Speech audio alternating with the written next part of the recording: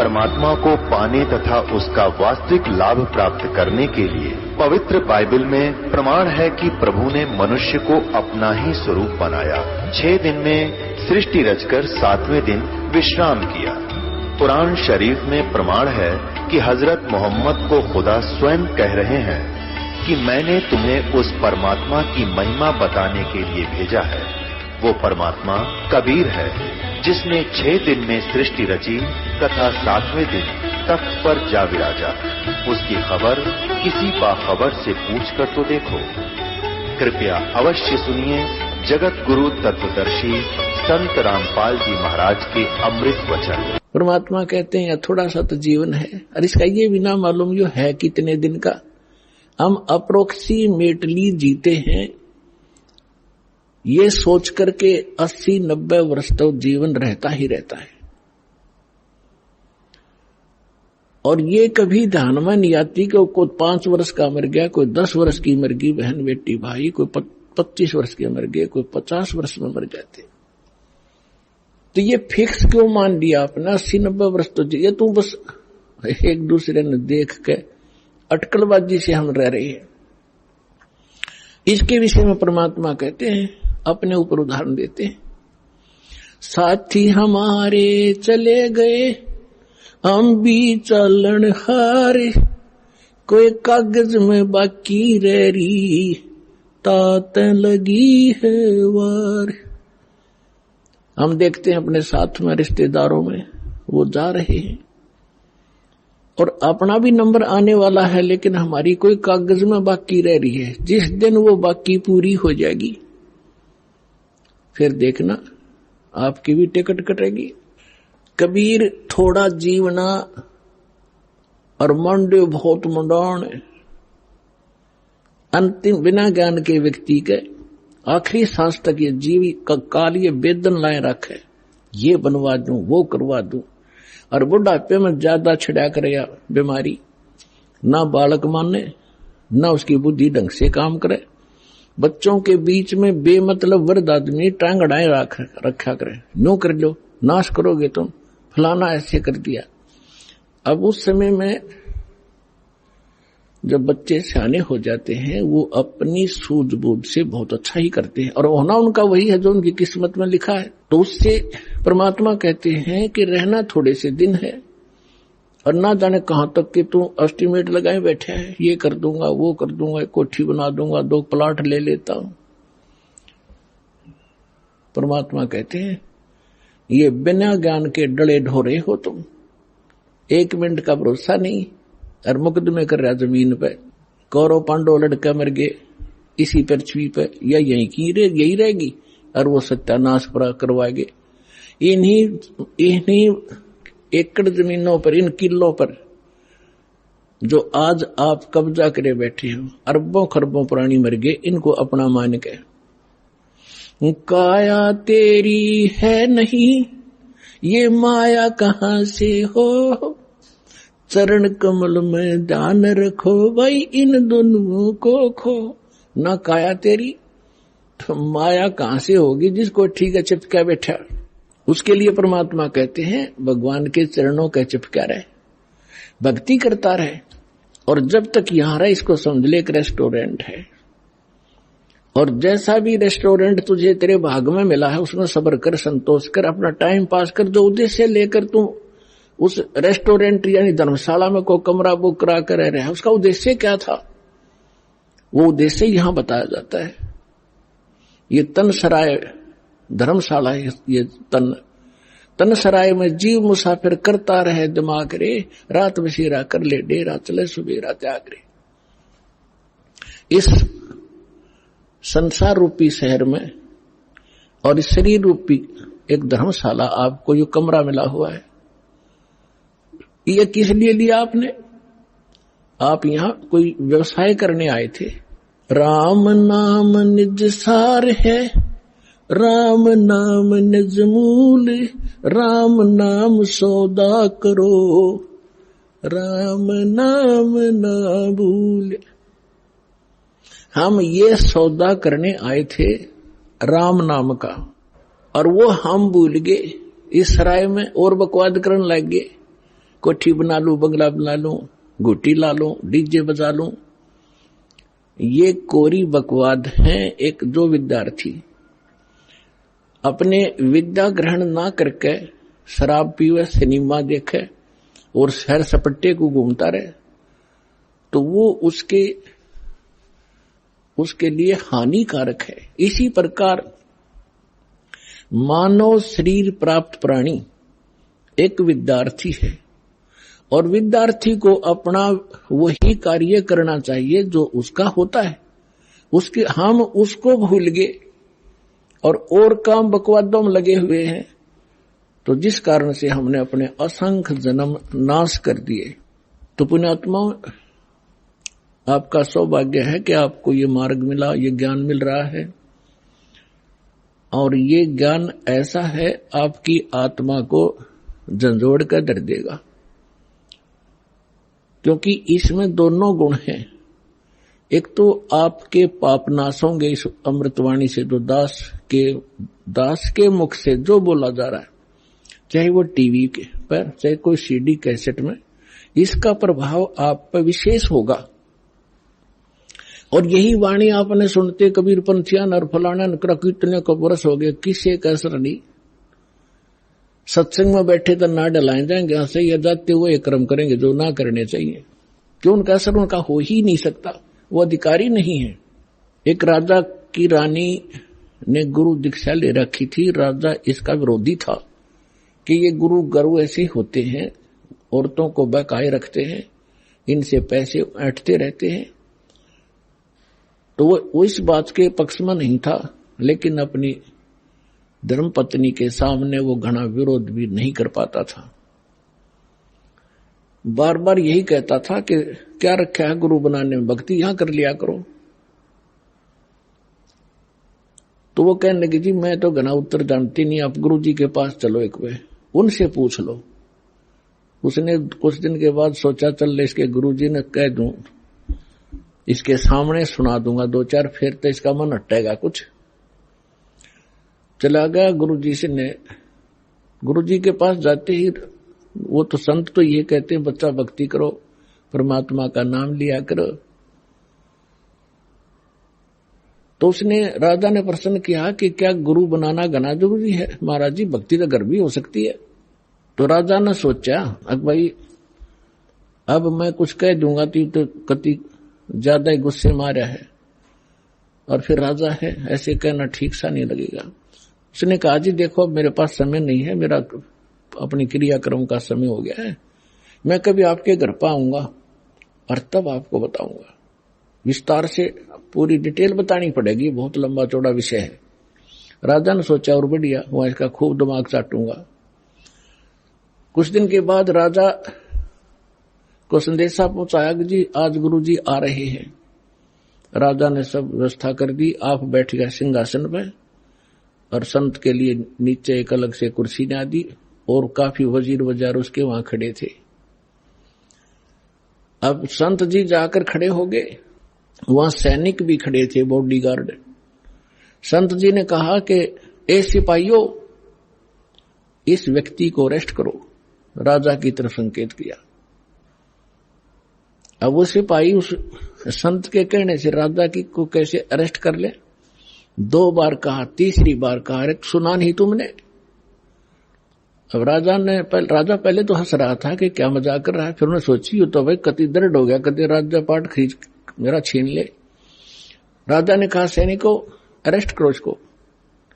इतना कहना ही था, उस बाबा जी की दोनों तरफ तो बांह पकड़ ली सिपाही ने, चरचरा नाक है, और ये इंतजार कर रहे थे अब क्या आदेश है नेक्स्ट। तब संत ने कहा कि हे राजन, गराय आदमी की नो बेइज्जती करवाया करें।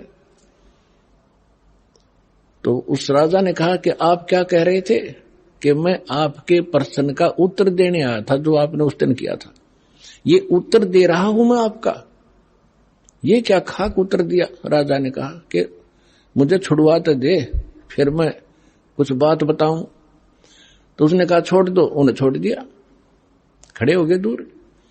तो राजा संत ने कहा कि देखो जी, आप राजा हो, ये आपके सेना है, अब ये शब्द मैंने कहा था जो आपने बोला, मैंने कहा था इसको अरेस्ट करो, ये टच से मस नहीं हुए, और यही आपने बोला था, इसने मेरे को उठा लिया ऊपर ने। तो ये आपके वचन से काम करेंगे, आपके वचन की शक्ति से चलते हैं। इसी प्रकार अध्यात्म मार्ग का मैं महाराज हूं, और जो वचन मैं कहूंगा वो क्रियावान होंगे। आप जैसे थे 100 वर्ष कहे जाइए, इन मंत्रों को कभी लाभ नहीं देंगे। समझदार को संकेत पर्याप्त है। तो परमात्मा कहते हैं, कबीर एक दिन ऐसा होएगा सबसे पड़े बिछो, राजा राणा राव रंक सावधान क्यों न हो। एक दिन ऐसा होगा सब बिछड़ोगे तुम और कोई तुम्हारे साथ नहीं जागा। कबीर साहब कहते हैं, हिड़की दे दे रोएगी सुरता जब तू चलेगी अकेली। आज तो इस परिवार में आपका खूब दिल लग रहा है, या कोठी मेरी, बेटा मेरा, बेटी मेरी, या कंपनी मेरी, और जब 1 मिनट में तेरा जाने के वो कागज पूरे होंगे तब नो कह पछाड़ खा खा रोएगी सुरता। तो जब तू जागी अकेली, तेरा कोई आगे पाछे होगा नहीं। गुरु तूने बनाया नहीं ताकि तेरे सामने आके खड़ा हो जाता का बेटा, और उनको भगा दे यम के दूतों को। एक दिन ऐसा होएगा सबसे पड़े बिछो, राजा राणा राव रंक सावधान क्यों न हो। उजड़ खेड़े ठीकरी ये गड़गड़ गए कुम्हारे, वो रावण सरीखे चले गए भाई लंका के सरदार। ऊंचा दिखे धौलरा और मंडी चित्ती पोले, एक हरि के नाम बिना यू काल मारे रोले। एक एक शब्द मालिक का विचार करियो पुण्यात्माओं। कहते थे ना, बहुत ऊंचे महल दिखाई दे हैं 2-2, 3-3 मंजिल के, और खूब उसके ऊपर चित्रकारी और चिप्स लगा रखी है। एक परमात्मा की भक्ति बिना यू काल तेरी रोल मार रहा है, तेना मूर्ख बना रहा है। 1 सेकंड में मृत्यु हो जाएगी, और फिर गधा बनकर घूम रहा होगा, कुमार तेरा लठ मार रहा होगा। तो परमात्मा ये बताना चाहते हैं कि जितना तू जानता है इतना ही नहीं, इससे आगे भी कुछ है, वो परमात्मा या उसके बच्चे संत ही बताया करते। उनसे तुम संपर्क नहीं रखते। आप जिस समाज में रहते हो उनको इतना ही ज्ञान है जो आप प्रतिदिन कर ही रहे हो। परमात्मा कहते हैं, कहा चनावे मेड़िया लंबी बीत उसार, घर तो 3.5 हाथ वही घना तपोड़े 4। परमात्मा कहे कि खुशी मना रहा है, लंबी लंबी 4 दीवारी बनाकर ऊपर नीम बरवा के, कि घर तो 3.5 हाथ घना तपोड़े 4। और कह कबीर अधिकाग है उनको नहीं विचार। अपना हाथ इतना होता है, इसको हाथ बोलते हैं अपनी देसी लैंग्वेज में। प्रत्येक व्यक्ति का अपना शरीर 3.5 हाथ का होता है। हूंठ हाथ कहते हैं, हूंठ हाथ 3.5 हाथ। तो परमात्मा कहते हैं, आपने तो 6 कमरे की कोठी बना रखी है, एक कमरे में एक पलंग पे, एक कोण में वही सो सकता, कोई से में सो दे। तो कहने का भाव यह है परमात्मा का कि आप जी दूसरों को देखा देखी अपने कर्म ना बिगाड़ियो। जो तेरे भाग में भगवान ने दे रखा ठीक है, 1-2 कमरे 4 जिसे तेरे बना ले, और ना भी होता तो धक्का ना करिए, उसी में टाइम पास कर ले। सिर्फ ये सोचकर ये रेस्टोरेंट है, हमने कुछ दिन टाइम पास करना है। फिर हमारा दृष्टिकोण अपने परमात्मा पर आना चाहिए, कबीर भगवान पे। ये समर्थ थे, एक वर्ड में, एक शब्द में सारे ब्रह्मांड रख सकते हैं। पृथ्वी उस पर सब घास फूस बना सकते हैं, पेड़ पौधे पैदा कर सकते हैं एज इट इज, फलदार न्यू के सूर्य चांद बना रखे, तो वो परमात्मा एक झोंपड़ी में रहा करता और एक क्रिया करके दिखा करता कि है अपना वर्क भी करो, काम भी करो, राम भी जपो। इतना सच घना जरूरत नहीं है बकवादों की। यदि तुमने यहां भी सुखी रहना है और उस सुख में स्थान को प्राप्त करना है, तो फिर जब उस मालिक की तरफ देखकर आगे चलो, संसार की तरफ देखकर चलोगे, आप इस मार्ग पर बढ़ नहीं पाओगे। ठीक, फिर परमात्मा कहते ज्यों राखे त्यों ही रहूं। कैसे ही रखे मालिक, चाहे आपने सुख कार दे, कोठी दे, नो प्रॉब्लम, पर भगवान ना भूलना। कहने का भाव मालिक का ये है, यानी कम से कम बता रहा है 3.5 हाथ और 3.25 का भी मकान हो तो भी संतोष करना, पर भगवान ना भूलना। अगर राम भूल गए और दूसरे की नकल के लिए किसी ने कोठी बनाई मैं भी बनाऊं तो बात बिगड़ेगी। भगवान कोई बालक नहीं, सब पता उसको कि इस बच्चे को जब तक खिलौना नहीं मिलेगा ये आगे नहीं चलेगा, तो वो भी खिलौने यहां वो देगा आपको, ऐसी बात नहीं, बालक नहीं है। अपने बच्चे को कोई रोता नहीं देख सकता, और समर्थ धनी पिता तक कदे ना देखे, तो आप धनी पिता की संतान होगे हुई उस कबीर भगवान की। आपको किसी चीज का अभाव नहीं रहने देगा, लेकिन भक्ति करनी पड़ेगी। अब यहां की स्थिति बताते हैं परमात्मा की, आप किस स्थान पर रह रहे हो। साथी हमारे चले गए, हम भी चालन हारे, कोई कागज में बाकी रह रही, तात लगी है वारे। पतझड़ आवत देख कर बन रोवे मन माही, वो ऊंची टहनी पात थे, आज पीले हो जाही। पात जड़नता यूं कहे, सुन भई तरवर राय, अब के बिछुड़े नहीं मिले, न जाने कहां गिरेंगे जाए।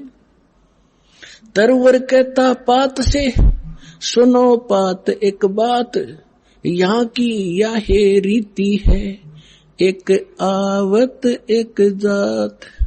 परमात्मा एक उदाहरण दे रहे हमारे लिए। क्या बता रहे हैं कि जैसे संसार रूपी वन में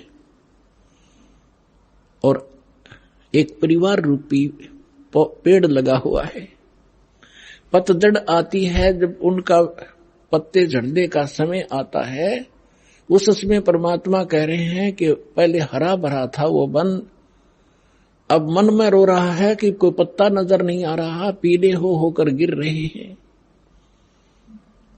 और फिर क्या बताते हैं, पतझड़ के अंदर पुराने पत्ते टूट टूट कर पीले होकर गिर जाते हैं। कोई गंदे नाले में गिरता है, कोई पशुओं के पैरों के नीचे काटा जाता है, या कोई इकट्ठा करके फूंक दिया जाता है। उसकी तुरंत बाद छोटी छोटी कोपर फूट आती है और फिर वो पत्ते बनकर फड़फड़ाने लग जाते हैं। 1 साल वो फड़फड़ा लेते हैं और फिर उनकी वही दशा होती है, फिर नई कोपल आ जाती है। तो परमात्मा समझाना चाहते हैं कि आज जो हमारे जैसे बुढ़े हो गए, ये पीड़े हो गए, हम सफेद बाल साफ दिखाई दे रहे हैं, जान का टाइम आ लिया, और अब भी बकवाद ना छुट्टे तो फिर वो मूर्ख आदमी है। और तुरंत ही दादा की मरण का टाइम हो गया, पोते तैयार हो लिए, 50-60 साल वो पोते नाच कूद लेंगे, फिर उनकी वह दशा होगी। तो परमात्मा कहते तुम रह कहाँ रहे हो, कदे बुद्धि से काम लिया, और लिया तो कोई विकल्प नहीं था। आज आपके सामने विकल्प है इसका कि ये काम करके आप इसको सदा के लिए समाप्त कर सकते हो। परमात्मा समझा रहे हैं कि पतझड़ आवत देखकर बन रोवे मन माही, ये ऊंची टहनी पात थे, ये पीले हो जाए। पात जड़नता यूं कहे, सुन भई तरवर राय, अब के बिछुड़े नहीं मिले, ना जाने कहां गिरेंगे जाए। अब जैसे कोई व्यक्ति को पता लग जाता है कैंसर होगी, डॉक्टर ने बता दिया कि अब 10 दिन का मेहमान है, सभी रिश्तेदार इकट्ठे होने शुरू हो जाते हैं, कुल के लोग भी हाजिरी लगाना शुरू कर देते हैं। और वो कहता है, उसको उस समय महसूस होता है कि जिस परिवार में मैं रहा था इसमें रह नहीं पाऊंगा, जाना पड़ेगा। तो वो अपने आप कहता है, भगवान अब क्या होगा मेरा, ना जाने कहां जाऊंगा। तो कुल के लोग सांत्वना देते हैं, भाई चिंता ना करें, यहां तो सबके साथ ऐसी ही बनती है, कोई पहले मर गया कोई पीछे मर गया, ये तो सबने ही जाना है। तो यहां की एक रीति है और ऐसी सांत्वना हम देकर उसको संतोष देते हैं और अपनी चिंता फिर नहीं रहती। हम सोचें इसको कुछ सांत्वना दें, यो ठीक ठाक मर गया। तो यही उदाहरण दे रहे हैं परमात्मा के पात जड़नता यूं कहे। एक परिवार से निकल कर जाने वाला जो व्यक्ति मरने वाला कह रहा हो, सुन भई तरवर राय, अब के बिछुड़े नहीं मिलेंगे तेरे तय, ना जाने कहां गिरेंगे जाए, ना जाने कुत्ते बनेंगे गधे बनेंगे, पता नहीं कहां दुर्गति होगी। अब तरवर कहता पात से सुनो पात एक बात, यहां की यह एक रिवाज है, परंपरा है, रीति है। एक आवे पोता आ गया, दादा की टिकट कट गई, एक आवे एक दात, यहां यह चिंता तो करा मत, ये तो होगा। अब इसका विकल्प बताते हैं परमात्मा, अगम निगम को खोज ले, बुद्धि विवेक विचार, उदय अस्त का राज मिले, तो बिन नाम बेगारे। पूरी पृथ्वी का राजा यदि ये सत साधना नहीं कर रहा तो बेगार कर रहा है, बेगार, वो डड़े ढो रहा है। जब राजा डड़े ढो रहा तो आप अपने हिसाब लगा लो, एक जनसाधारण नागरिक राजा को तो सक्षम मानता है, समर्थ मानता है, उसके आगे भीख मांगता फिरता है। और परमात्मा कहते हैं वो भी डड़े ढो रहा है जो सत भक्ति नहीं करता। अब बेगार की डेफिनेशन बताऊंगा आपने, क्योंकि आप तो नई दुनिया में जन्मे हो, हम उस पुरानी दुनिया में जन्म कर नई से भी संबंधित हैं, इसलिए हमने पिछले भी सारे फार्मूले याद हैं और वर्तमान के भी। इसलिए दास आपको परमात्मा ने जो वाणी बोली वो पहले बोली थी, उसमें हमारे पुराने शब्द घने हैं जो आज के बच्चे उनको समझ नहीं सकते बेगार के चीजों से।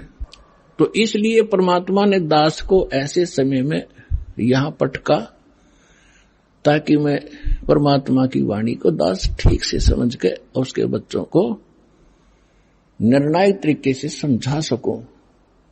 बेगार हम छोटे छोटे थे जब हमारे गांव में रोड बना ही बना था, 3 व्हीलर चला करते, बड़े पेट्रोल से चलते थे, लंबे लंबे 3 पहिया वाले सवारी के। उनमें से एक दिन आया नहीं, दूसरे साथी पूछ रहे थे कल कहां गया था, आया क्यों नहीं, क्या हो गया, कुशल तो है। उसने बताया कल मैं बेगार में फंस गया। फिर वो बेगार बता रहा था कैसे कि रात के 12 बजे पुलिस वाले आ गए और मुझे उठा ले गए 2 बजे सी सुबह कल, और ले गए मुझे थाने में। पेट्रोल अपने पल्ले से डलवाया मैंने, और वो बैठ के उस समय उन्होंने कई जगह रेड लगानी थी, पर इन थाने वालों के पास व्हीकल नहीं होते थे, वो यूं ही किसी को पकड़ ले जाते थे और सारा दिन उसकी रेल बनाए रहते।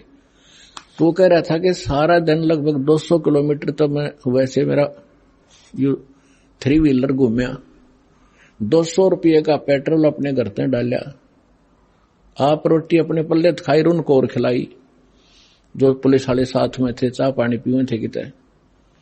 और अब उसको और तो ये सोच रहे थे कि भाई गणिये कमाई कर रहा होगा, यो तो आज तक भाग्या फिर है, दौड़ा फिर है इसका 3 व्हीलर, और वो करका था अपना घर तक खर्चा सारा, और दिखा था बड़ा जोर का व्हीकल पहिया चल रहा इसका।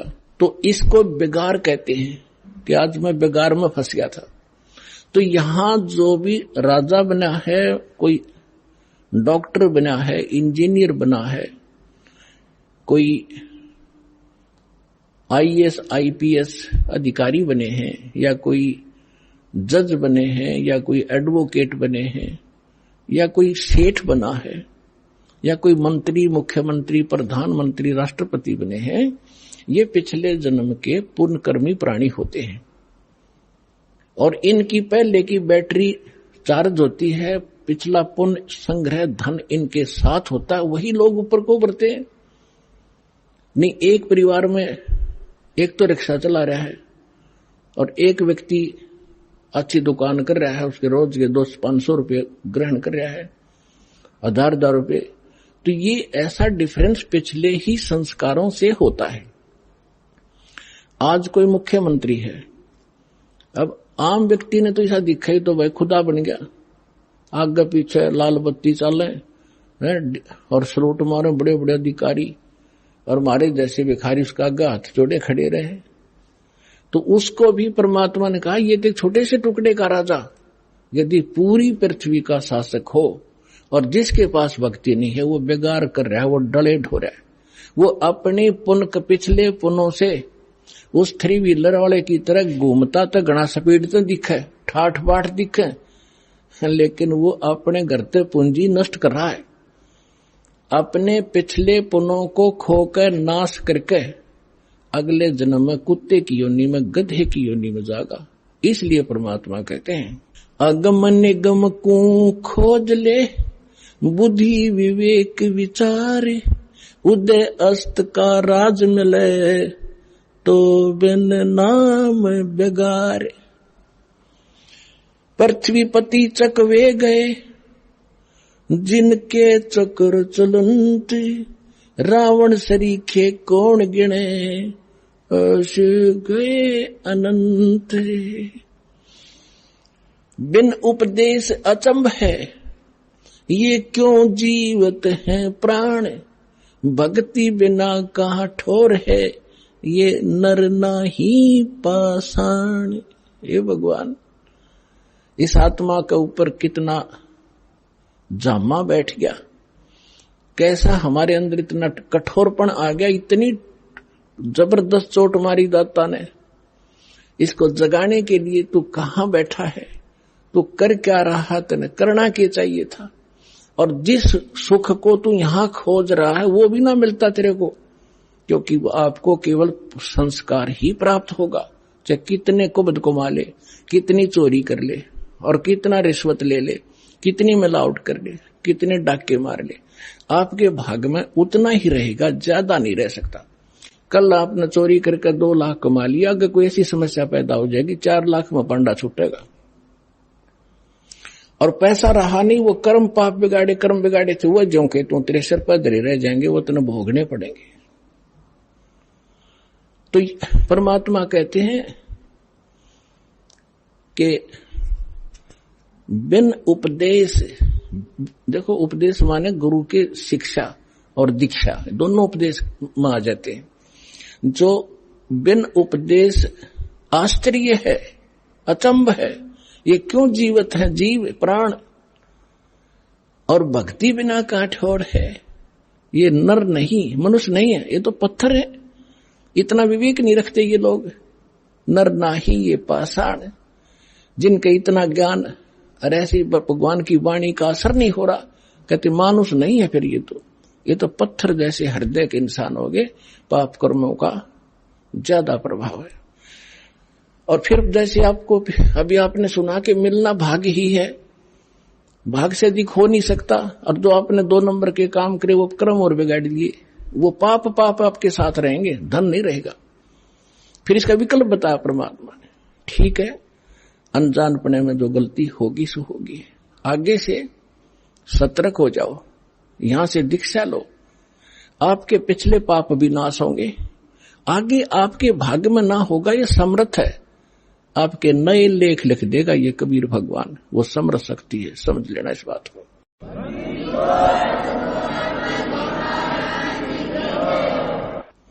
बिन उपदेश अचंभ है, क्यों जीवत है प्राण, भक्ति बिना काठोर है, ये नर नाही पाषाण। आगे गए ना बावड़े, रहते भी सब जा, बिन साहेब की बंदगी, कहीं ठोर ठिकाना ना।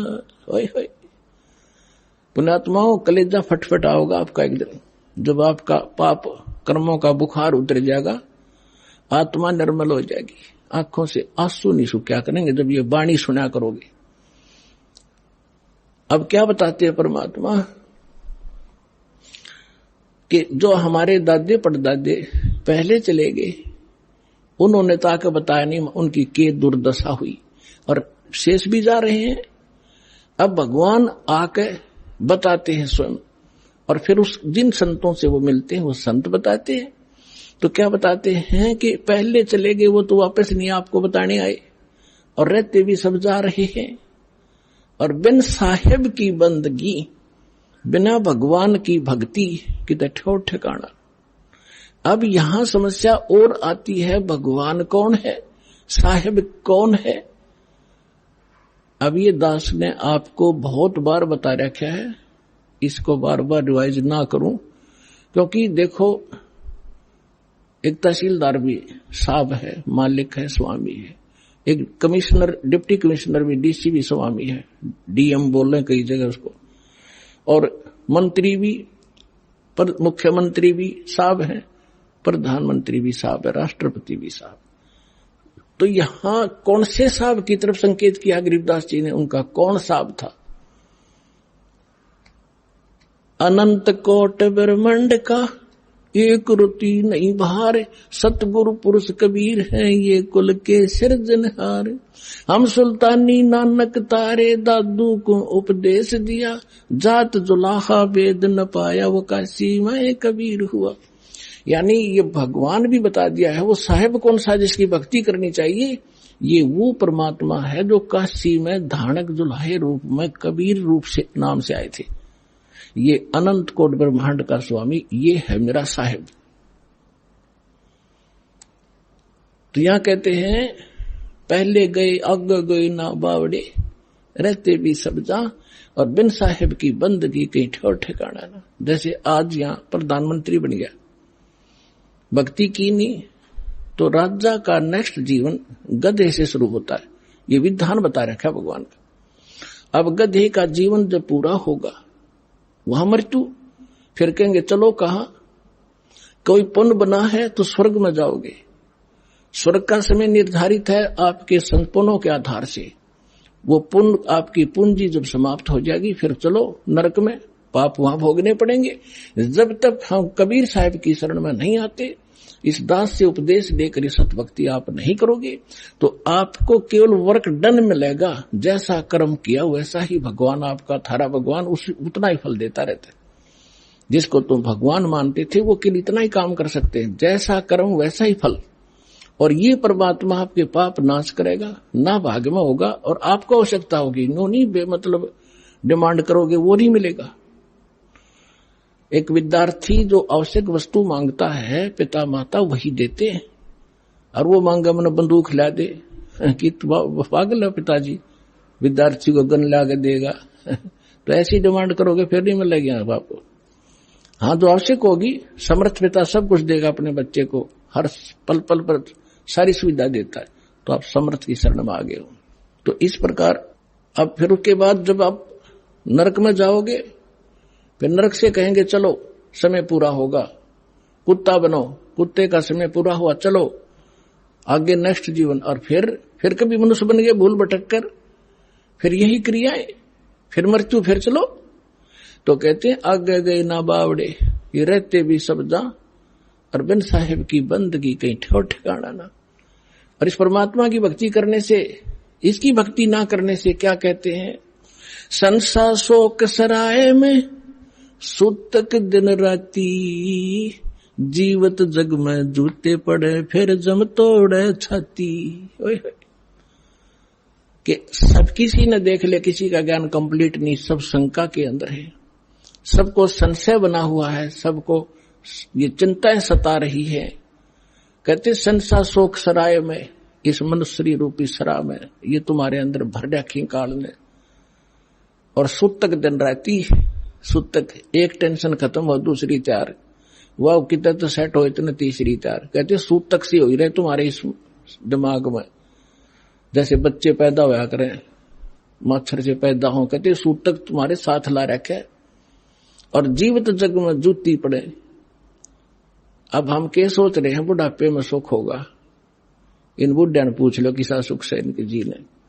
जो भक्ति नहीं करते, भक्ति करेंगे उनके तो हाथ रखेंगे बच्चे, क्योंकि एक तो भक्ति की शक्ति, और फिर बच्चों के अंदर विनम्रता। यहां आप देख रहे हो कोई कितना का, कोई किसी की बहन, कोई किसी कितना तो भाई आया हुआ है, और सबको इतनी आदर देते हैं, बूढ़े बुजुर्ग भाई बहनों को, अपनों को भी ना दिया जाए यहाँ पर। और यहाँ आकर जो ऐसा नम्र होंगे तो घर में क्या वो ऐसा भाव नहीं बरतेंगे, तो सुख भी इसी तरीके से उस वृद्ध अवस्था में भी होगा। और फिर भगवान की भक्ति साथ होगी, 100 रोग कटेंगे। बुढ़ापे में तो सारे तो दुख हो जाया करें, शरीर भी कंडम, रोग भी घर करें, आंखें दिखे नहीं, बालक भी गुर्राव है। तो इस प्रकार परमात्मा कहते हैं बूढ़ा होवे पड़े खाट में, बूढ़ा होवे पड़े खाट में, सुने बचन खारे, कुत्ते तावण का भी सुख को ना, ये छाती फूकण हारे। जो बिना ज्ञान की बहु न्यो ओलाने दिया करे बूढ़ा बुढ़िया ने। पुराने समय में बूढ़ा बुढ़िया की खाट गेट पर डाली जाया करती, और बहू कह कर जाया करती तो देखिए कुत्ता ना बढ़ जा घर में। अब बुढ़ापे में जब दिक्कत फिर रोड़ा के वो कुत्ता बिल्ली सब बदमाश हो कि तन की तय बढ़ जा, वो कूद मस्ता रहेगा अंदर जाकर न।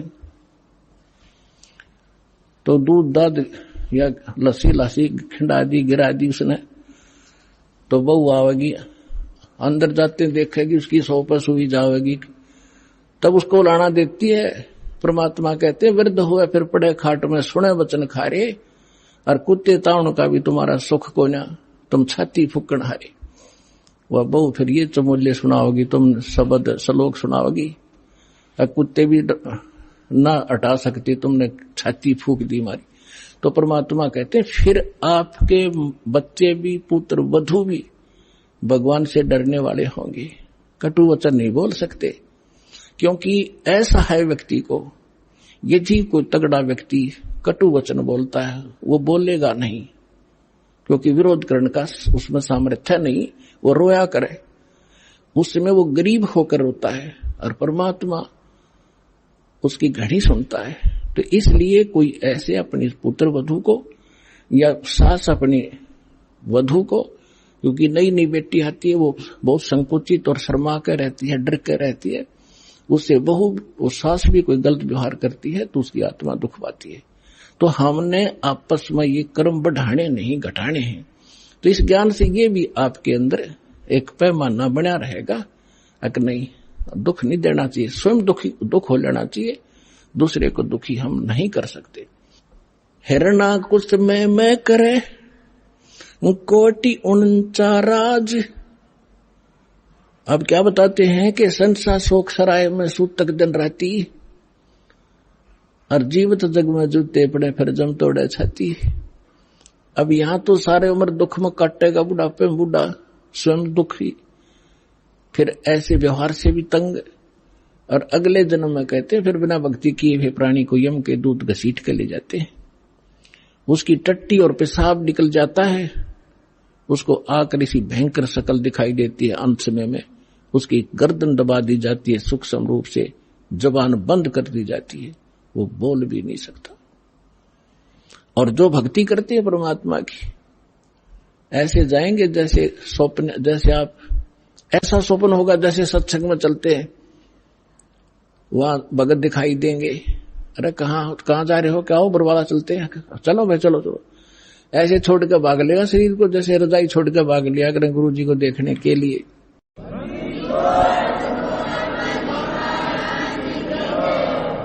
और फिर सतलोक में फिर ऊपर जाएंगे त्रिकुटी पे, सारे निकलते दिखाओगे यहां से गणेश के कमल में, फिर सावित्री ब्रह्मा वाले लोक में कमल से होते हुए, फिर नाभि ब्रह्मा विष्णु जी और लक्ष्मी जी के लोक से होते हुए सबका अकाउंट क्लियर करवा के, फिर वो जैसे कोई जाते हैं ना कहीं पर नए स्थान पर, तो पीछे पीछे सारे उसका अनुसरण ही करते रहते हैं, यहाँ ये कर ले, बता कर ऐसा यहाँ कर, अच्छा यहाँ से कर दे, यहाँ जूते जमा करा दे, यहाँ जोत का सामान जमा करा दे।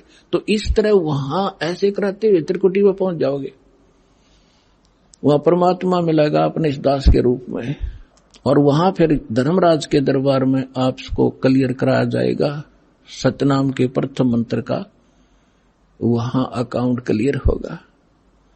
और फिर परमात्मा पारब्रह्म के उस घर में द्वार में जा करके पार करके वहां का अकाउंट करवा के फिर सतलोक ले जाएंगे। आप सतलोक बैठे पाओगे और घर वाले यहां सोच रहे हैं मर गया, मरा नहीं हो तो सतलोक पहुंच गया।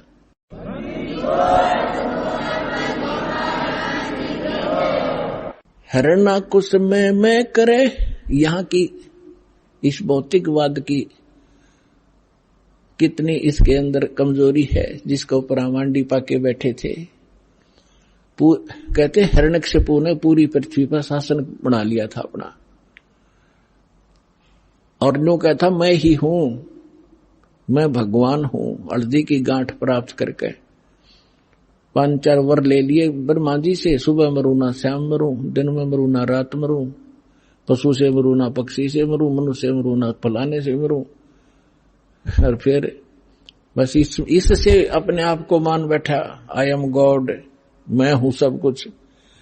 तो परमात्मा कहते हैं सूक्ष्म ज्ञान में, हिरण्यकशिपु में मैं करे पूरी पृथ्वी का राज, ऐसे नरसिंह ले गया ज्यों तीतर को बाज।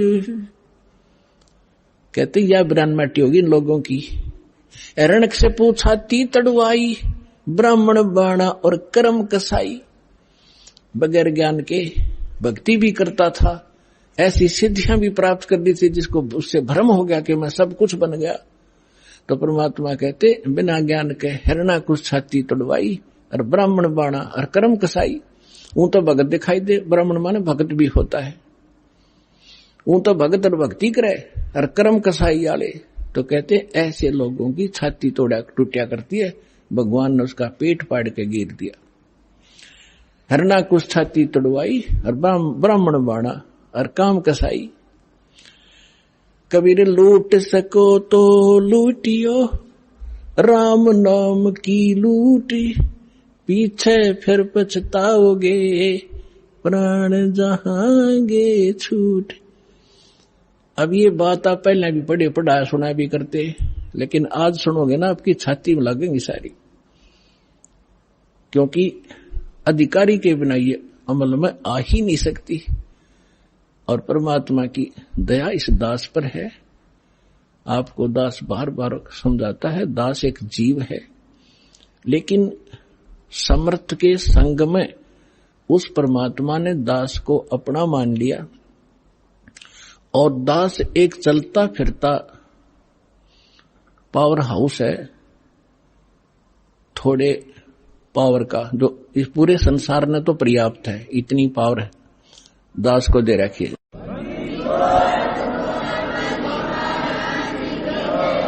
पूरे विश्व को इंक्लूडिंग ब्रह्मा विष्णु महेश तक को इस दास के पास तो मालिक ने, क्योंकि ये ऊपर से आ रही है पावर। अब जहां कोई पावर हाउस है बरवाला में, वो पावर हाउस एक खोखा है, और उसका कनेक्शन थर्मल प्लांट से है, जहां बिजली दिन रात बनती ही रहती है, वहां एंड होता ही नहीं। और इसकी अपनी अक्षमता है, ये बरवाला के लिए पर्याप्त है। तो इसी, लेकिन वो लाइट आ रही है वहां से, अगर यहाँ इसको जरूरत ज्यादा बढ़ेगी तो इसकी अक्षमता भी बढ़ जाएगी, लेकिन लाइट आ रही है पीछे से ही।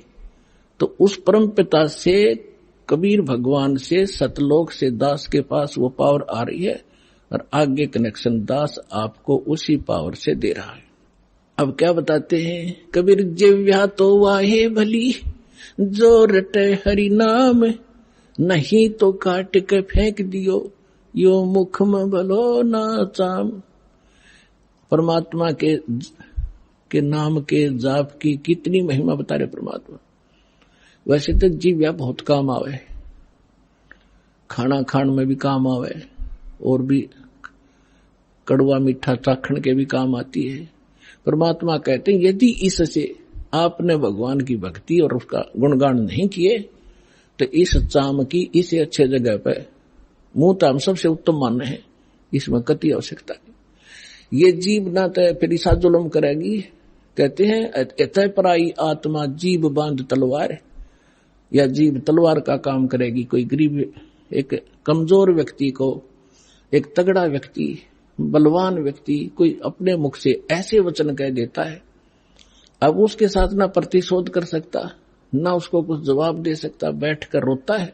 उसकी आत्मा को जख्मी कर दिया उस नीच व्यक्ति ने इस जीभ वाली तलवार से।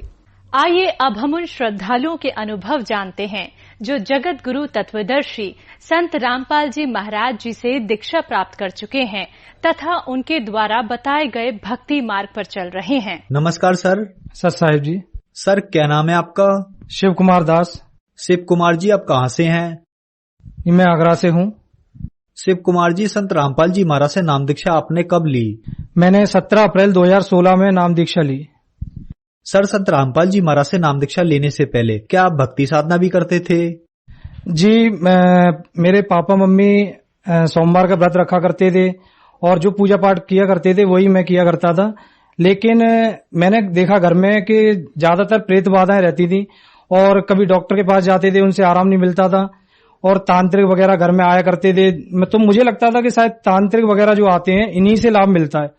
तो मैंने भी सोचा कि शायद मुझे भी इसमें जाना चाहिए और देखना चाहिए कि ये क्या होता है। तो मैं भी तांत्रिक की किताबें लाया और एक गुरुजी थे यमुना पार तांत्रिक बहल, उनको मैंने चिट्ठी लिखकर भेजी और उन्हें अपना गुरु मानकर मैंने भी ये काम चालू कर दिया और देखा तो इसमें काफी लोगों को लाभ भी मिलते थे। और इसके बाद घर की आर्थिक स्थिति इतनी खराब थी कि घर में बहुत ही ज्यादा गरीबी की स्थिति चलती थी। पापा ईमानदारी से पैसा कमाते थे, फिर भी हमें कोई लाभ नहीं मिल रहा था। सर, फिर आप संत रामपाल जी महाराज की शरण में कैसे आए? तो पापा मम्मी ने बोला कि हम भी गुरु बनाना चाहते हैं, हमें भी लेके चलो।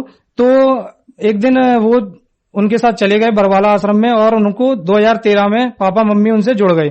सर, संत रामपाल जी महाराज से नाम दीक्षा लेने के बाद क्या आपको लाभ भी प्राप्त हुए? जी, मैं तो नहीं जुड़ा था, लेकिन पापा मम्मी के जुड़ने के बाद मेरी भाभी को 15-16 साल हो गए थे और बच्चे नहीं हो रहे थे और सब डॉक्टर्स को दिखा लिया था। तो उसके बाद 1 साल बाद ही मेरी भाभी को लड़का हुआ और मेरी मम्मी की जो प्रॉब्लम थी, जैसे प्रेत बाधाएं जो थी, वो अपने आप ही सॉल्व होने लगी। हमारे घर में कोई बाबा वगैरह ये सब आते थे, जिस दिन नाम दीक्षा ली उसी दिन वो सब चले गए और धीरे धीरे हमारी आर्थिक स्थिति ठीक होने लगी। लेकिन मैंने नाम दीक्षा नहीं ली थी और मेरी भी प्रॉब्लम थी, कुछ डॉक्यूमेंट वगैरह नहीं आ रहे थे, वो भी आने लगे। इसके बाद कुछ साल बाद मेरे साथ एक प्रॉब्लम हो गई। संत रामपाल जी महाराज ने मुझे दर्शन दिए और बोले कि बेटा आश्रम में आना, हम तुम्हें समझाएंगे। तो मैंने कहा ठीक है। मैं आश्रम भी गया, लेकिन आश्रम जाने के बाद भी मेरे मन में कुछ नियम ऐसे थे जो मेरे मन में ऐसे आते थे, इन नियम को कौन मानेगा और कैसे कर पाएंगे। तो मैंने नाम दीक्षा नहीं ली और मैं आश्रम होके लौट आया। लौटने के बाद मेरे साथ एक कॉलेज में, मैं प्रिंसिपल हूं IIMT में, तो मेरे साथ एक घटना घट गई। किसी ने मेरे ऊपर झूठे आरोप लगा दिए। उन आरोपों के चलते मेरे साथ इतनी मानसिक परेशानी हो गई कि मुझे सुसाइड तक की नौबत आ गई।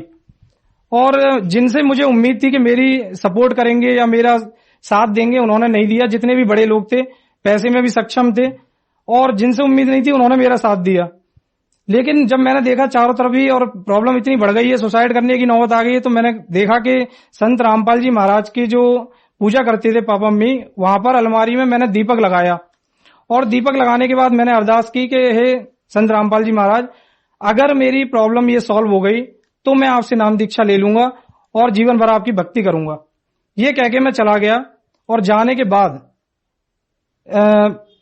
SP ऑफिस के अंदर जाने के बाद सारा जो प्रॉब्लम थी या जो भी केस था मेरे फेवर में आया और मुझे वहां से छुटकारा मिल गया। उसके बाद मैं नाम दीक्षा लेने के लिए नामदान सेंटर आगरा गया और वहां से मैंने नाम दीक्षा ली। लाभ मुझे ये हुए कि मैं सभी अपने पापा मम्मी से बहुत प्यार करते हैं, मैं भी करता हूं। पापा मम्मी ग्वालियर जा रहे थे मेरे बच्चों के साथ में, तो पापा ने सोचा कि पानी भर के ले आऊं, गाड़ी रुकी हुई है। तो गाड़ी रुकी थी, पापा बोतल लेके गए पानी भरने के लिए और जैसे ही बोतल भरी और देखा कि ट्रेन चलने लगी, तो पापा दौड़कर आए और उसका हैंडल पकड़ लिया ट्रेन का, और एक हाथ से ट्रेन का हैंडल पकड़े हुए थे और लटके हुए थे और लटके लटके गाड़ी चल रही है और गाड़ी चलते में नीचे पैर उनके घसीटते जा रहे थे। उन्हें लगा कि अब पैर नहीं बचेंगे, पर उन्होंने गुरुजी का नाम लिया, संत रामपाल जी महाराज का, और मन में ध्यान लगाया तो वो कैसे करके सीढ़ियों पे चढ़ गए ट्रेन की, पता नहीं चला। और ये सबसे बड़ा लाभ मिला मुझे आज। और मुझे सपना दिया रात को ही संत रामपाल जी महाराज ने कि तुम्हारे पिताजी की आयु हमने 100 वर्ष की बढ़ा दी है। उसके बाद दूसरा लाभ ये हुआ कि मेरी जो छोटी लड़की है उसके पेट में दर्द था, और पेट में दर्द रहने के कारण मैं डॉक्टर के पास ले गया, कोई आराम नहीं मिला और इतनी कंडीशन खराब हो गई कि वो बिल्कुल रोने लगी, चीखने लगी। तब मुझे लगा कि शायद ये भी संत रामपाल जी महाराज ही ठीक कर सकते हैं। मैं उसे भी दीक्षा दिला के लाया और उस दिन के बाद आज का दिन है वो बिल्कुल ठीक है। और मेरे भी लड़का नहीं था, संत रामपाल जी महाराज ही मेरे ऊपर कृपा करेंगे। तो कई लोगों ने बोला भी था कि भाई दवाई दे दो, लड़का हो जाएगा, ये कर लो। मैंने कहा मैं संत रामपाल जी महाराज की शरण में हूं, अगर मुझे दवाई लेने की जरूरत पड़ेगी तो फिर फायदा क्या है। तो मैंने घर में ही उसका नाम मानिक करके रख दिया कि मैंने मानिक ही होगा। और 9 महीने के बाद जब लड़का हुआ तो सभी लोग मानने लगे कि हाँ गुरुजी हैं, और विश्वास से उन्होंने भी लड़का दे दिया। तो ये मुझे दूसरा लाभ मिला। इसके बाद मेरा भी प्रमोशन हुआ और आर्थिक स्थिति ठीक हो गई। हम लोगों ने अपना मतलब मकान नहीं था, कहते हैं कि गुरुजी से, संत रामपाल जी महाराज से नाम दीक्षा लेते हैं तो 4 महीने बाद बड़ा लाभ मिलता है। तो मैंने जिस दिन दीक्षा ली और मैंने मकान के लिए पैसे थे नहीं मेरे पास, तो लोन के लिए 15 लाख का लोन लिया। अब लोन पास करने के लिए पैन कार्ड चाहिए, पैन कार्ड मेरे पास था नहीं और निकल भी नहीं रहा था। तो ये प्रॉब्लम दिखी, तो फिर अरदास लगाई है परमात्मा संत रामपाल जी महाराज आप भी कुछ कर सकते हैं। तो 3 साल पहले कभी अप्लाई किया होगा, वो अचानक से सामने आ गया मोबाइल में, उसी से हमने रसीद निकलवाई और हमारा इस तरह से लोन निकला और 4 महीने बाद हम लोग अपने घर में पहुंच गए। ये सबसे बड़ा लाभ हुआ। हमारी आर्थिक स्थिति बहुत सही नहीं थी क्योंकि आमदनी तो थी पर पैसा दिखता नहीं था। लेकिन जैसे ही हमने दीक्षा ली तो उसके बाद पता चला, संत रामपाल जी महाराज से मैंने जब दीक्षा ली उसके बाद हमारा 15 लाख का लोन मात्र 2.5 साल में पूरा हमने चुका दिया। और कैसे क्या कहां से किया ये पता नहीं चला। उसके बाद आज हमारे घर में सब कुछ है। आज परमात्मा की दया से, संत रामपाल जी महाराज की दया से अपनी कोठी में रह रहे हैं और मानसिक रूप से सभी सुखी हैं। और जब से मैंने दीक्षा ली है तब से मुझे ये भी लाभ है कि शारीरिक और मानसिक पूरा सुख है, कोई दवाई खाने की जरूरत नहीं पड़ती है। बस ये है कि भक्ति मर्यादा में रह के हमें भक्ति करनी होती है। एक बार क्या हुआ कि मेरी बहन को शुरू से ही प्रेत बाधा रही है, क्योंकि मेरी एक सिस्टर थी वो भी खत्म हो चुकी थी, वो भी हमारे घर में ही घूमती थी। तो सफेद साड़ी में कोई चुड़ैल उनको बार बार परेशान करती थी। वो हमारे घर आई और हमारे घर आने के बाद वो 6 महीने रही वहां पर। तो 6 महीने रहने में क्या था, आरती में बैठती थी, बस इतना ही करती थी, आरती में बैठ जाती थी वो।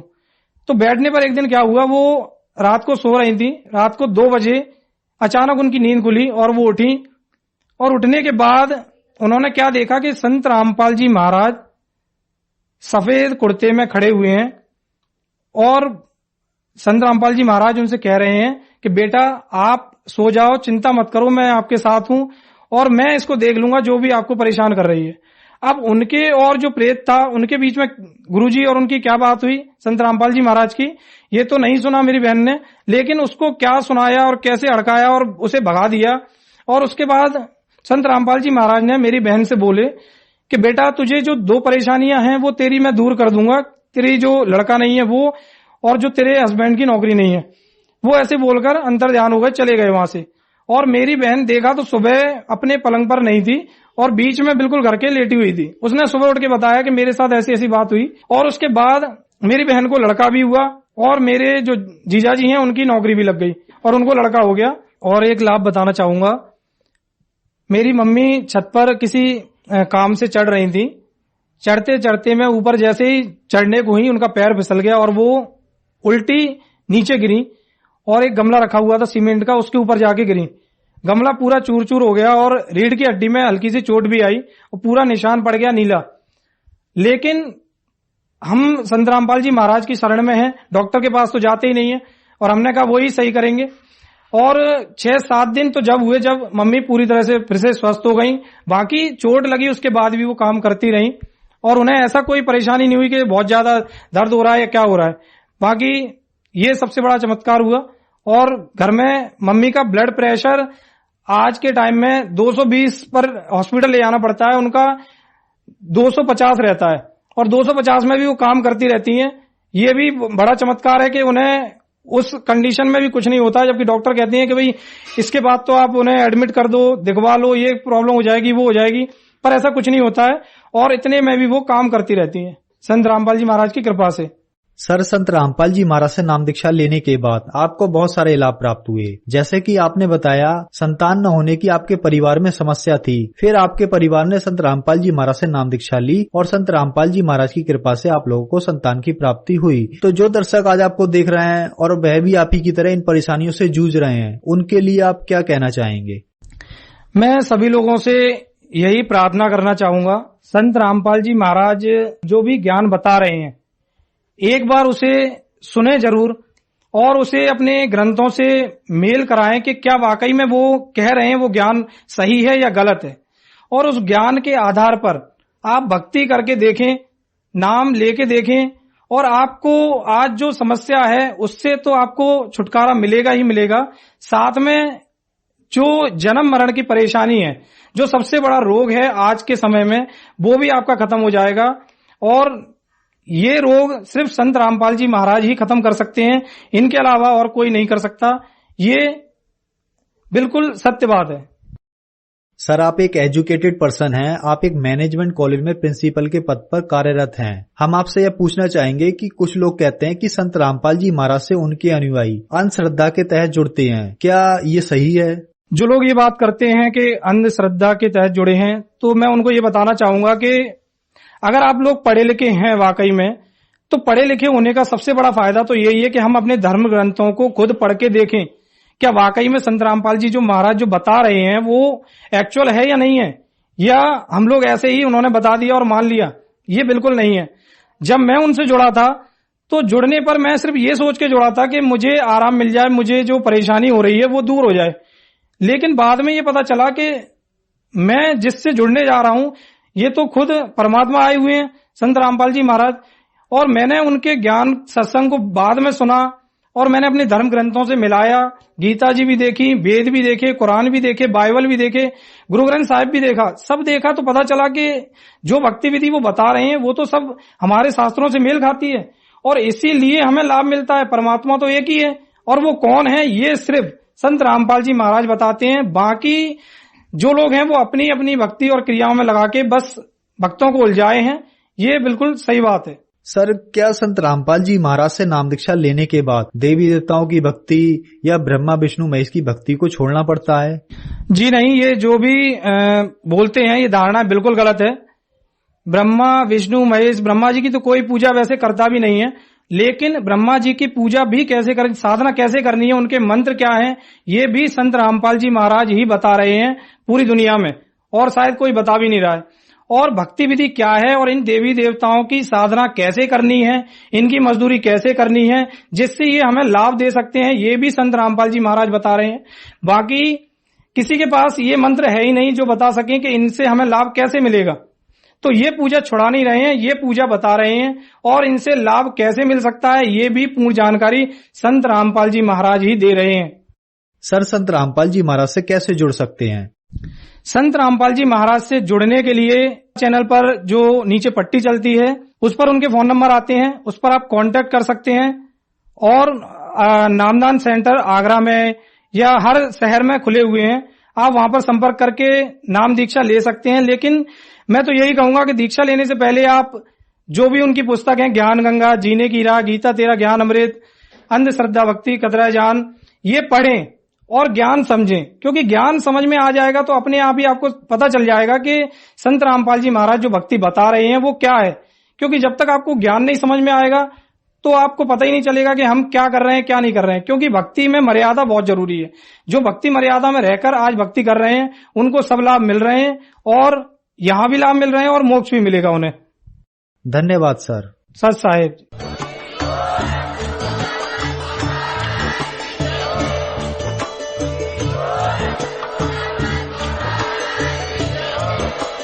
आप सुन रहे थे जगत गुरु तत्वदर्शी संत रामपाल जी महाराज जी के मंगल प्रवचन। अधिक जानकारी के लिए विजिट कीजिए हमारी वेबसाइट www.jagatgururampalji.org। संत रामपाल जी महाराज जी के शुभ आशीर्वाद से पूरे विश्व भर में 500 से भी ज्यादा नाम दीक्षा केंद्र हैं, जिन पर संत रामपाल जी महाराज जी द्वारा ऑनलाइन निःशुल्क नाम दीक्षा दी जा रही है। अपने नजदीकी नाम दीक्षा केंद्र का पता करने के लिए संपर्क करें 8222880541।